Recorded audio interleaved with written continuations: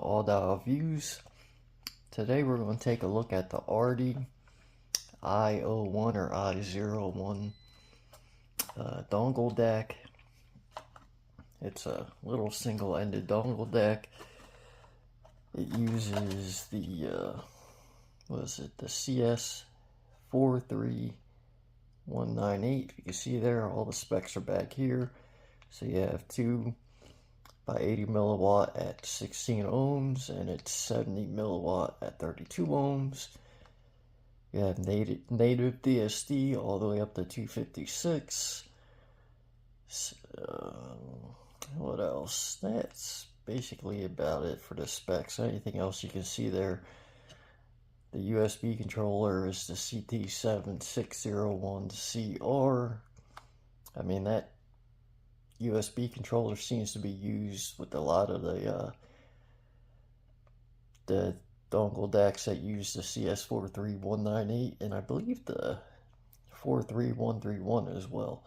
So it seems to be a pretty common USB controller. I mean, I haven't had any issues with it. It seems to be very universal. It works with everything I plug it into without issue, which can't be said for everything. So I do notice some of the, at least the older ESS-based decks, like they might not work well on some older phones, whereas most of the CS stuff, they seem to work fine on everything. But anyway, so you get this box, nothing all that fancy. In the box, there is a lid. I had the lid off with a bunch of other dongle decks in there. But in the box, get the dongle deck, little cloth baggie. I mean, it's fine, I guess. I don't see kind of the point in it. Like, this takes up more space. If we're going to be using one of these, I mean, you kind of want portability. So you're going to be just throwing this in your pocket. I highly doubt you're going to want to stuff even more stuff in your pocket. So, I don't know. I'm sure this only cost a couple cents to make, but regardless, I mean, I guess it's a nice have. Instruction manual, product certificate, registration form. From my understanding, they do not sell this in the States. This is only available through AliExpress, and they did also say they will not be making any more of these, so once they're gone, they're gone. I have been seeing the price for these range anywhere from $30 up to $45. So I'm gonna talk about this like it's a $30 dongle deck, because that's the price that I think it's competitive at. Anything above that, and I kind of think you should consider other stuff. Yeah, hopefully you can see that. That's the USB chip there. The window is polycarbonate, it's not glass. This is made out of aluminum alloy. As you can see, it has an interesting shape. 3.5 millimeter single-ended. Has the 2 screws there. I did try taking this apart. I don't know if they had this glued on, but I could not get this apart, and I didn't want to pry at anything super hard. And if you notice, there's a button back there. That is for high gain and low gain. Low gain is supposed to have a 1 volt limit. High gain is supposed to have the 2 volt limit. It'll be red for low gain and white for high gain. And this is one of the dongle decks that's on all the time. It's always going to be drawing power from your phone, whether you're playing music or whether you have a headphone plugged in or not. It's always going to be on, always drawing power. Whereas something like this is, I don't know, it's a knockoff of the Atom 2. It uses the Atom 2 PCB, and I think it's all direct Atom 2 or whatever. Even in your phone, it comes up as the Atom 2. It uses that PCB. It has a ES9281 AC Pro DAC in it. And this, if you're not playing music, it'll shut completely off until you hit play. If you unplug your headphones, it'll shut completely off so it won't draw power. This does not do that. A lot of stuff doesn't seem to do that. But that said, there's not much else to discuss. I'll show you this. Again, typical USB-C. It's a 4-strand silver-plated cable. It's a very soft, very, I don't want to say flimsy, but I don't know. It has a nice hang to it. I kind of really like it for portability. The plug has a nice taper, so you get a good grip on it. I don't mind that it's clear like that, although I do notice that stuff that's clear over time, especially if it's in the sun a lot, will start to yellow. And if you're someone who goes out long walks and uses these even when it's raining and stuff, you'll notice you will get moisture build up, and if there's any sort of corrosion, you'll end up seeing it eventually. So I don't know. I kind of prefer this to be black and possibly even maybe braided like this. There's just something about this, because I don't like that it can't go sideways. It only goes up and down, even though it really doesn't matter too much, because you kind of just fold this over the back of your phone and it works just fine. Oh, and this button also will play and pause your music. You can't skip tracks or anything, but it will play and pause.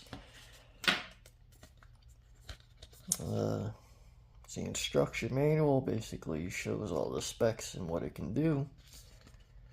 You guys can pause if you want to look at that, but again, the low level mode, high level mode, 1 volt, 2 volt. And so we'll get that out the way.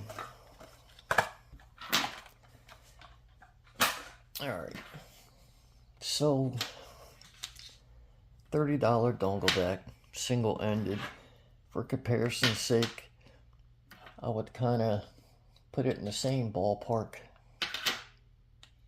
as stuff like these, and maybe even this, because I think this has been reduced in price. This is old. This is the Tempotech Sonata HD5. This uses the ES9219C. I believe it has 2 of them in there, despite it being single-ended. This is more powerful than everything here at the moment. But for immediate comparisons, it would kind of be these here. Like the Apple dongle, tried and true, works well, sounds good, affordable. Although with the Apple dongle, you're not going to get its full output power unless you're inside of something like Hibby using hardware volume or USB audio player. This is the ALC 5686 based dongle deck. Most of these are kind of built the same. It's roughly on par, except you get its full power regardless of whether or not you're in UAP and Hibby. Now, this is the Truth Ear Shio. This is single-ended and balanced. It uses the same DAC as this, so it's the 43198, except the Shio has 2 of them in there. And sound-wise, they're very, very similar. Like, this sounds closer to this when running this balanced than it does single-ended. And even balanced, running this balanced, this has more bass. Out of everything up here, for this Artti i01 seems to have like a slight, maybe not even a slight, but a noticeable boost in the bass. And so it's a nice warm, I guess kind of warm, powerful sound. It seems to have good power, although there is an oddity I noticed with this i01. And in the low power 1 volt mode, there doesn't seem to be an issue. Everything sounds nice, clean, detailed, has good body, smooth. But in the high gain 2 volt output mode, it's almost like they're trying to push this too hard. Like if you're playing back tracks in Hibi or UAP and you don't have replay gain applied to your songs, you can get a little bit of distortion and clipping, especially in the bass. So I don't know if they're kind of trying to push this beyond its capabilities or what, but when you apply replay gain to your music, it's not really an issue. That's just something to keep in mind. And what I find odd is, now, this is roughly the same output power as these, at least in single-ended. Only difference being this is limited to 1 volt. And single-ended, this will do 2 volt, and this will do 2 volt single-ended. But this is substantially louder. Like if I'm in hardware volume in Hibi, for instance, and the same track in all of them, this will be loud at like 12. Same track, same headphones, same everything. This will be loud at 12, when I might have to get close to 20 on this, and roughly the same with this. So it's kind of strange in that regard, which again kind of makes me think they're pushing it a little beyond what it's capable of, or at least right to its limits, which kind of explains why having replay gain applied is almost a necessity. Like, if there's a noticeable difference in the audio quality, like, it's the only dongle DAC I think I've come across that really does that, especially to that extent. And again, it's substantially louder than everything else. Only problem is, again, is the price. Like, I've seen these $45, $50. Now, if your main goal, portability, you only need single-ended, then this would be a great choice. But if you plan on doing balance and you kind of like the sound of that DAC, this might be a better choice, because I've seen these as cheap as $35 at times. You get your single-ended, you get balanced. It sounds nearly identical to this, except you have hardware volume buttons and more power. Balanced, this will drive things better than this. With that said, single-ended, this drives even full-size headphones better than all of these up here.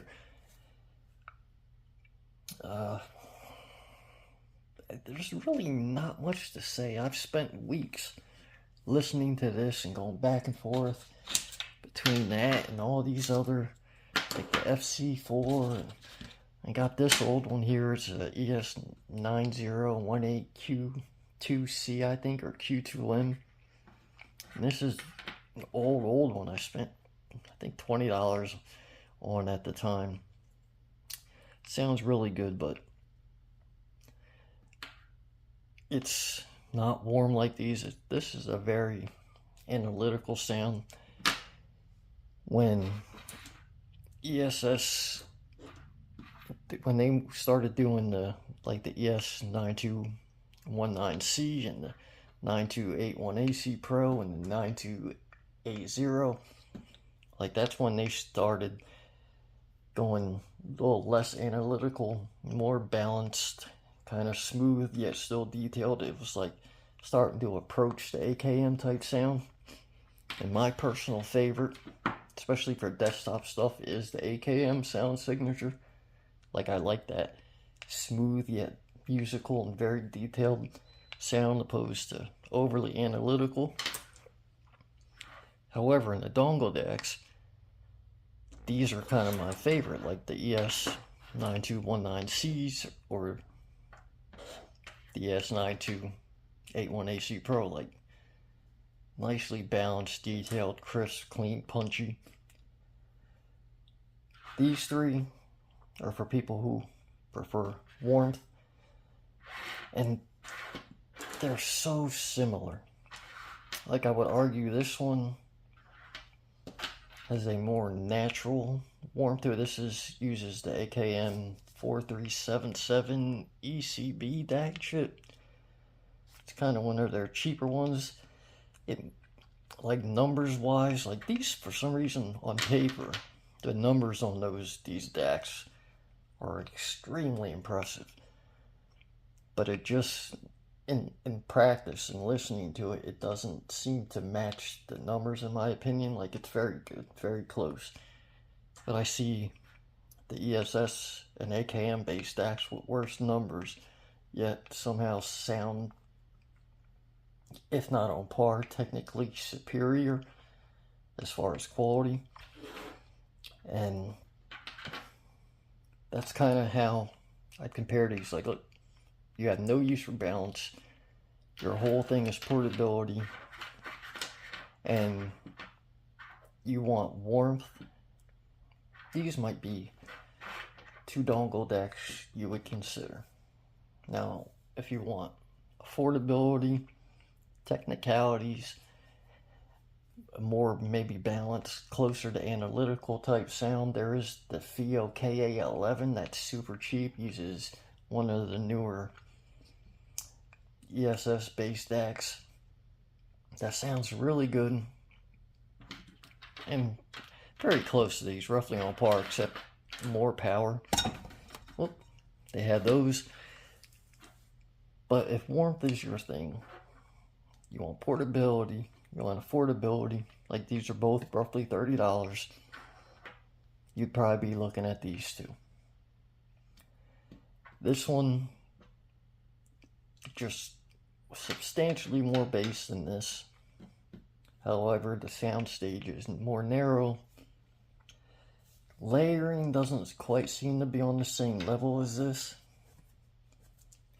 So you're kind of trading some technicalities away for power and fun.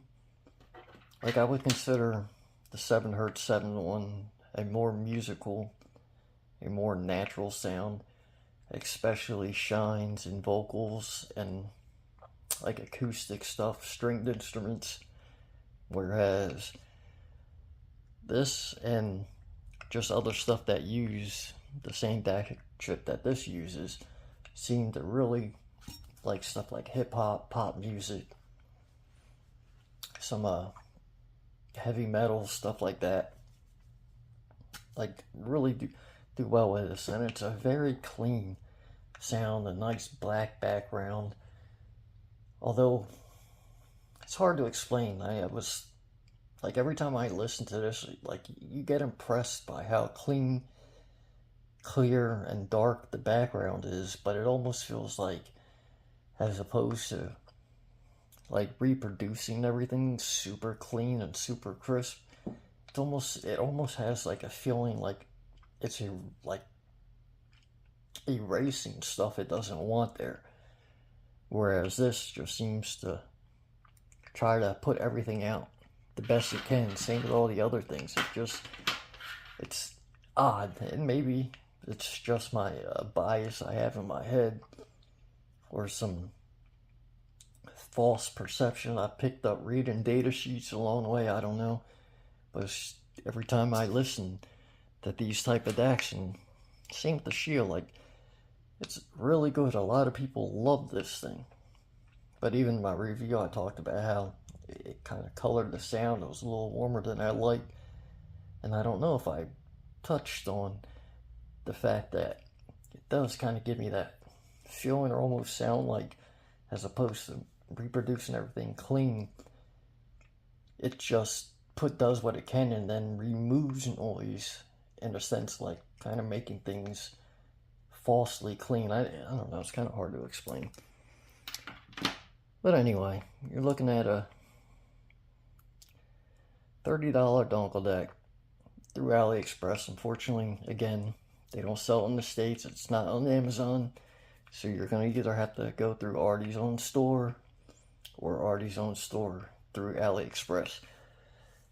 And I don't know if you can get a deal, get it under $30. I would definitely recommend giving this thing a shot. If you like bass, you like warmth, and you need some power, give this a shot. Like, this is definitely one of the better single-ended dongle decks I have tried, especially for planar IMs, especially Artti's own planar IMs like the T10 and T10 Pro. Like, it's a great pairing. However, I think I'd still prefer this. Like, this just seems more natural, like a more balanced sound, and again with more power. But if you're strictly IMs, you want musicality and you don't need the extra power, then you can probably, especially if you're in the States, kind of skip the whole AliExpress thing, ordering from China, and get one of these, and you'll be extremely happy. This only does 1 volt, whereas this can do 2. And this doesn't have the bass output that this has. Again, this probably has, as far as bass quantity, more than everything else up here. I don't know why, I don't know what they did to do it, but it's more than everything else up here, even more than this. But it's kind of a different flavor of this style of sound. So I don't know, I do wish they sold this in the States at $30. I wish it was on Amazon, because then I would probably say 9 times out of 10 this would be the better buy. You might miss out on a few percent more musicality, some staging. Like, I just love the way this presents music. It presents music like AKM DACs do. And this is kind of like the CS DACs, the Cirrus Logic DACs and stuff. They tend to almost go for this, but they don't quite nail the musicality. So this just goes for warmth, body, bass, vocals. Again, sound great on this. It's just, in the States, I find it hard to say, oh, go out and buy this, when you can go to Amazon, get this for the same price, and have it the next day. And if you need more power, and power's your thing, very similar price, or you spend $5, $10 more through Amazon the same day, you have stuff like this. So it becomes specific use cases to recommend this, especially when you're buying from AliExpress. However, if you're not in the States, if you're in most other countries, you can order from AliExpress and you'll get your stuff substantially quicker than we do. And in that case, that's when I would start saying, okay, it's worth considering this all the time, because again, it's portability wise is great. It's built very well. The PCB of this looks to be a very good quality. Soldering work is very clean. Everything looks nice. And I doubt I'll be able to find the pictures. I do have them saved somewhere. So if I do find them, I'll put them up, but I kind of doubt I will. The video is already 25 minutes long, speaking about the dongle deck and all of these. I mean, we're splitting hairs with most of this stuff. But as good as this looks on the outside and as well built, it's just solid brick of aluminum. On the outside, this is, when you see the PCB, it looks terrible on the inside. Poor soldering work, a rough looking PCB. This one doesn't look that great on the inside either, a little rough. This looks terrible on the inside, sounds great. This looks amazing on the inside. Super high quality, sounds really, really good. This uses the balance, the FIO KA2. This uses dual CS43131s.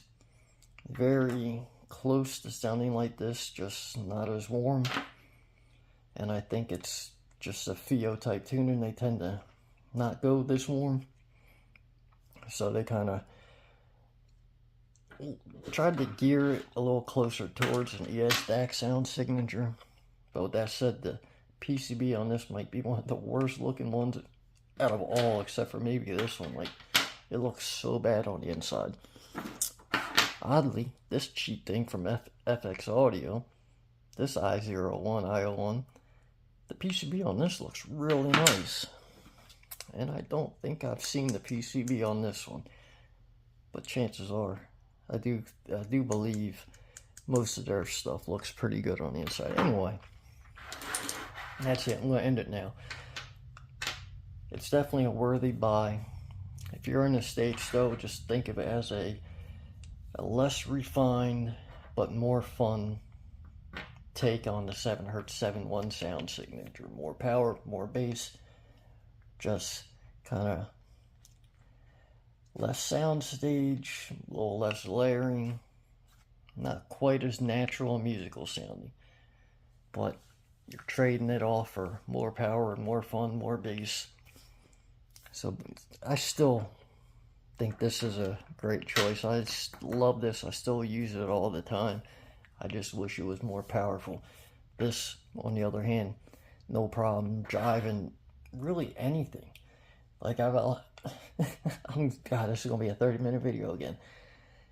But again, headphones, I've had no problem running most headphones. Like, although I have noticed, like stuff like the HD 660S, for instance, hooked up to this, like, it's pushed so hard. If I forget to have replay gain going, it sounds like a mess until I turn replay gain on, because it's really being pushed way too hard. What I have been listening to a lot recently, especially since testing this out, and I've been having a blast, and what seems to sound super good with this, surprisingly, is the old tried and true Cost Porter Pros. I've been having so much fun with these, using this. Like, it really, I don't know how to explain it. Like, it just makes them crisp, clean, punchy. Like, they just blend so well together. Whereas trying to use these with this, it can't do it. It just sounds lifeless and soft and not quite up to snuff. And it even not quite on par with this using the Shio. Like, even though they push this a little too hard, it sounds great, and it has a surprising amount of power for something so small. So it's a good buy. I just wouldn't go crazy going out of your way just to get it. Maybe if you're an Artti fanboy, I guess, kind of like myself, then maybe. But outside of that, yeah, it's another good product from Artti. It's just unfortunate they didn't release it, I don't know, 6 months ago or longer. Maybe they did and no one knew about it, but it's just unfortunate they didn't do it then and they didn't sell it in the States, because I'm sure if they sold it in the States, something like this would have sold well, especially considering once people heard the sound quality and the bass this thing puts out at its size, I really think it would have sold well. Anyway, thank you guys for watching. Please like and subscribe.